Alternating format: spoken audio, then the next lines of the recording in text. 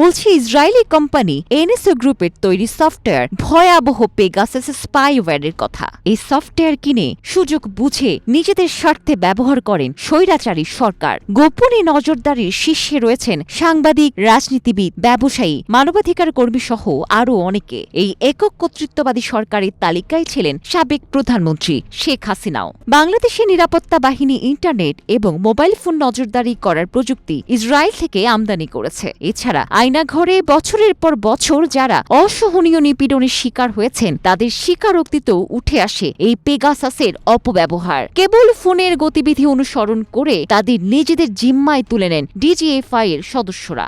Pegasus কতটা ভয়ঙ্কর হতে পারে তা ভুক্তভোগীরা কল্পনাও করতে পারেন না। যদি কোনোভাবে পেগাসাস স্পাইওয়্যার কোনো মোবাইলে ইনস্টল হয়ে যায় তার মূল্য প্রতি পদে পদে দিতে হয়। ব্যবহারকারীর অজান্তেই তার সকল তথ্য